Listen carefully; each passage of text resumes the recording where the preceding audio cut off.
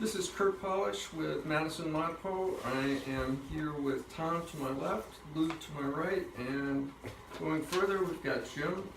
And Jim is going to lead us in a discussion of Edwin Rolfe's poem, First Love. Welcome to my house. We have already discussed a poem by Edwin Rolfe, but would you like a review of who Sure. he is? Sure. Okay. He's the son of Jewish immigrants from Eastern Europe who were leftists and intellectuals, and that clearly they passed that on to their son. He eventually went to the experimental college at the UW, which was kind of in the progressive Wisconsin vein. Here in Madison. Right, in 1931, and volunteered to be part of the Lincoln Battalion during the Spanish Civil War. And like the other poem, this is centered on his experiences. And a little background to First Love. He wrote it around the time that he was in basic training in Texas in 1943 to be part of the American effort in World War II. And you'll notice that in the nature of the poem. Why don't I go ahead and read it? Please. First Love, Edwin Rolfe. Again, I am summoned to the eternal field, green with the blood still fresh at the roots of the flowers, green through the dust-rimmed memory of faces that moved among the trees, there for the last time before the final shock, the glazed eye, the hasty mouth. But why are my thoughts in another country?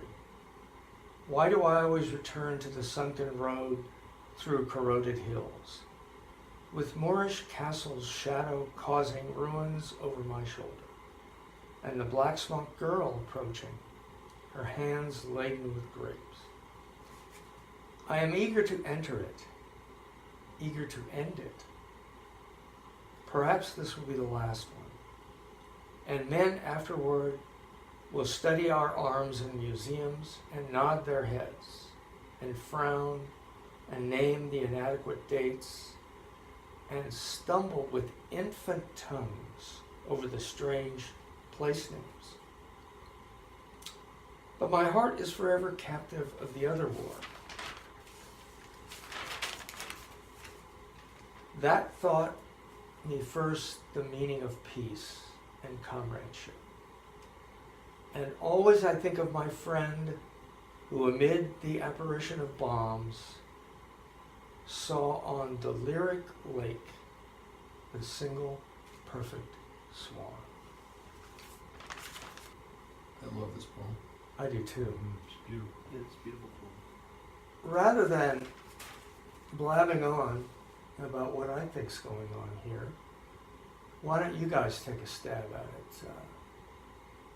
When you take the title, what's he talking about? I think its first love is Spain and his participation in the Spanish Civil War with the Lincoln Brigade. I think back then is what he found. He found camaraderie and a sense of purpose, probably.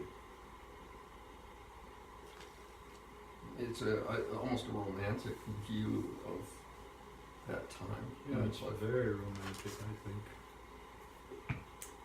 I think. Where's the eternal field? I took this as, yes, World War II is happening, Mm-hmm. but this seemed more like representation of all war, That's right. not just any particular war. You know, the reference to the eternal field, and what happens in every war. Green with blood, and the beautiful alliteration that ties things together. You're going to have blood fresh at the roots of flowers, faces that are just memories. And so the alliteration of the F sound, and also M, memory of faces moved, mound, and they're all tied together. These are faces, people that once moved among the trees, and now they're part of a hastily dug mound. Do you find ambiguity in the notion of first love? Well, the compaction of that stanza sort of sums up all battlefields, or at least, I mean, it's just a beautiful summary of a battlefield and what happened there. Also, isn't this poem? Isn't he also comparing the first love was his love of the fight in Spain, as compared to what he was training for at the time, which was the Second World War. And I think he's basically referring to that was his first love. Yeah. And he because he loved it. He loved the camaraderie. He loved the interaction. He loved the sense of purpose probably he received by going over and fighting in Spain. And this first stanza, I agree, is just beautiful. Especially the last two lines. It talks about how they moved among the trees, how the soldiers moved among the trees in the field, and then for a last time, which means, of course, they died in that field. And then it goes through the final shock, which was probably where they were shot, and then the glazed eyes, and then eventually them being buried.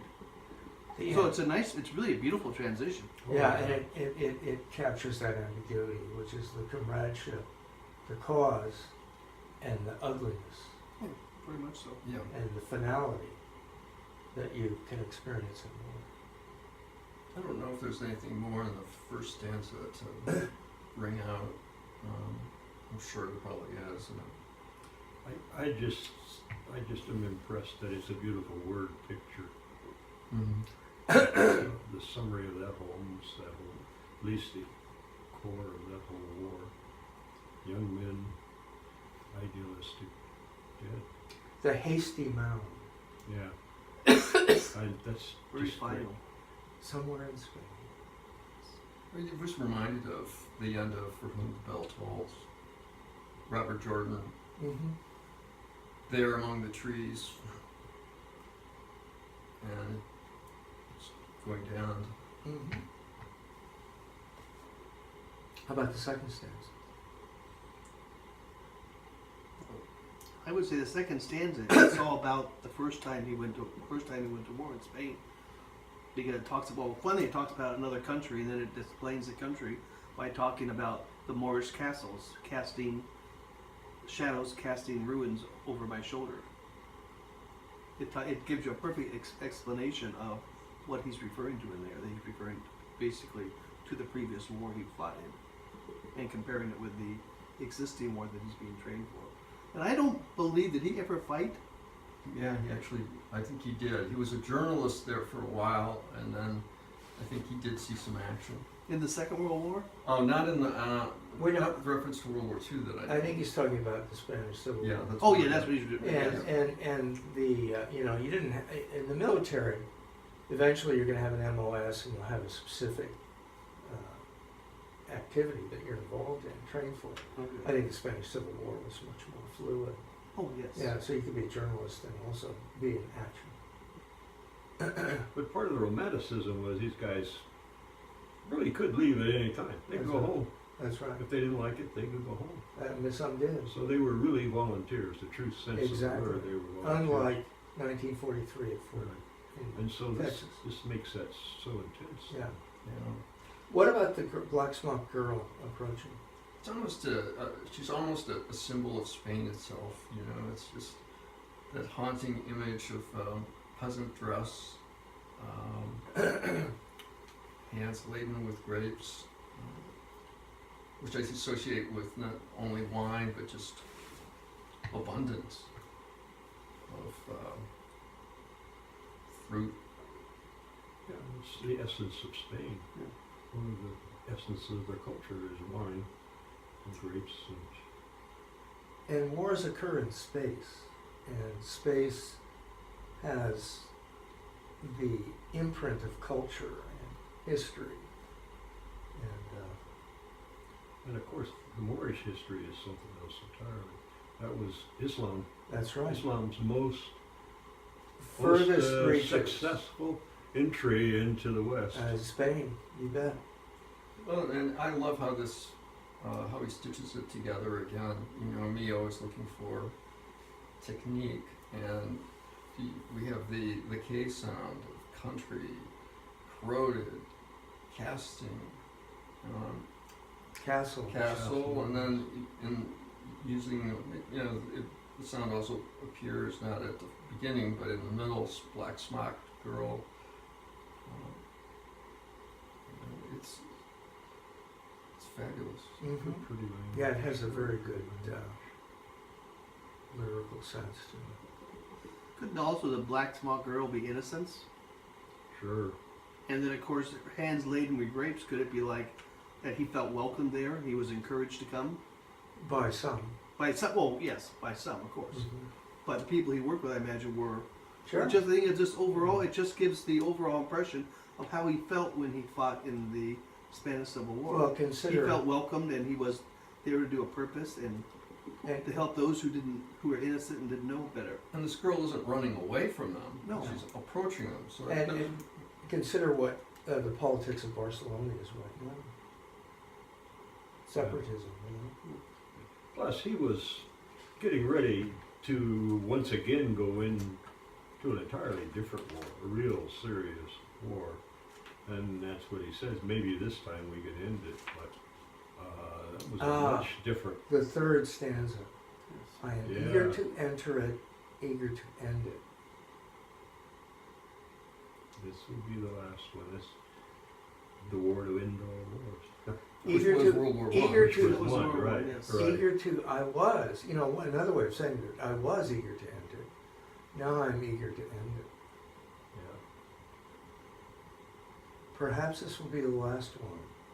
I love this. And then afterwards, we'll study our arms in museums.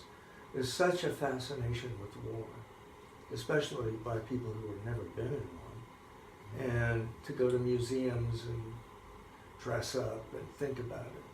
And then also how he goes on and talks about and named the inadequate dates And that's as right. is. Well, like you talk about the War of 1812.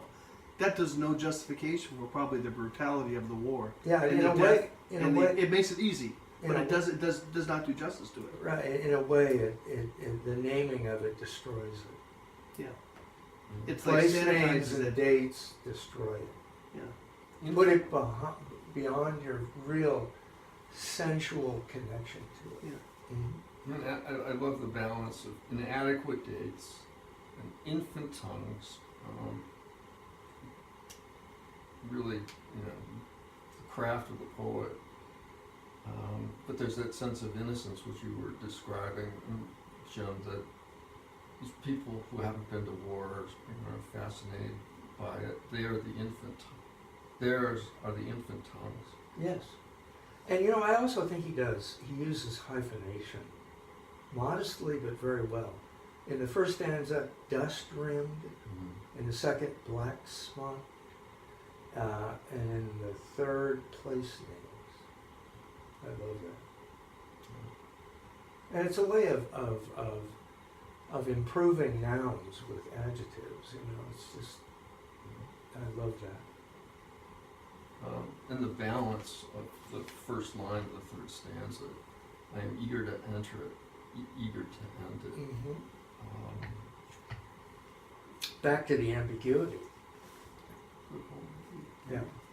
And afterward, arms. You just really nod their heads, name the inadequate dates. Again, that balance of line and sound.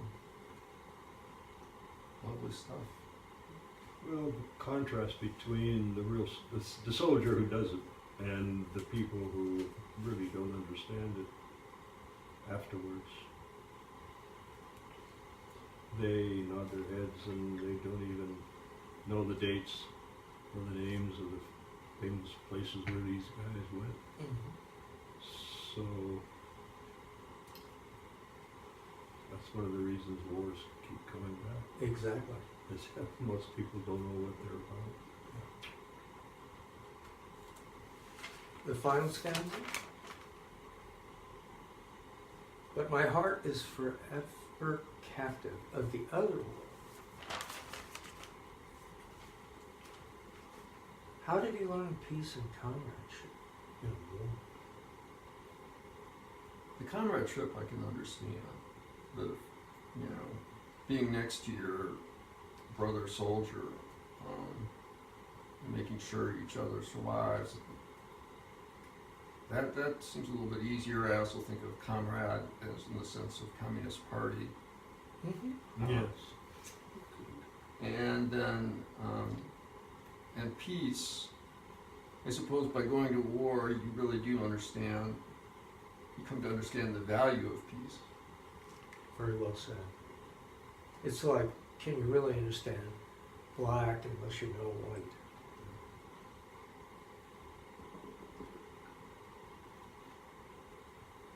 Now, the essence, the lyric, The the single promise of perfect. communism, I'm sorry. Go ahead, please. No, I'm just gonna say, we don't probably understand, but the promise of communism at that time was very idealistic That's right. and very romantic. Very romantic. And everybody was going to share in, in the prosperity and, That's right. and he was I think he was a genuine communist. He I think was he a- was an idealistic communist. Yeah. And that's very, that's Mm-hmm. implied in this. Yep. And in the final line. Saw on the lyric lake the single perfect swan. Yeah, I'd like to link that one just to the one above it too, because the contrast. I think of my friend who, amid the apparition of bombs, saw on the lyric lake the single perfect swan. So that moment of great beauty in the middle of something absolutely horrific. And swans have many connotations, but love and long-term partnership and elegant beauty. Beauty, yeah. Yeah, elegant beauty and And we have that whole poetic tradition of swan with Leda, the William Butler Yeats poem, Leda and the Swan. Kurt sent them to me, yeah. Yeah. And you had a Mary Oliver poem, The Swan. Mm-hmm. And don't forget the swan song. And there's the swan song. Could it just be talking about the difference to compare the apparition of bombs, the destruction, and the Mhm. chaos that exists in war, versus the beauty of the swan? Sets it up. You're talking about, the line above really sets up the final one. Yeah, I think it. They well, of course they go together, but it does. It sets up one, sets up the other. And the final image to me is just, this is poetry at its best because it's greater than the sum of its parts. It's, when you end on that powerful image where you're not quite sure what that means, it's actually more than meaning. It's great beauty. In fact, if I could share a line, there was a Colm Toibin, this Irish writer, has a book out about Elizabeth Bishop's poetry, and Bishop has a poem, At the Fish Houses, a very famous poem, and the water has a special symbolic significance there. He talks about that, and just the language that he wrote there reminded me of the swan in this poem. It says a sort of homecoming is enacted by allowing the image to transform itself, free itself from the shackles of the concrete, the positive, the world of things, and move like a boat sent to rescue someone into an uneasy, shimmering, almost philosophical, almost religious space, using words with both freedom and restraint, suggesting something that has not been formulated or imagined by anyone before. Very well said.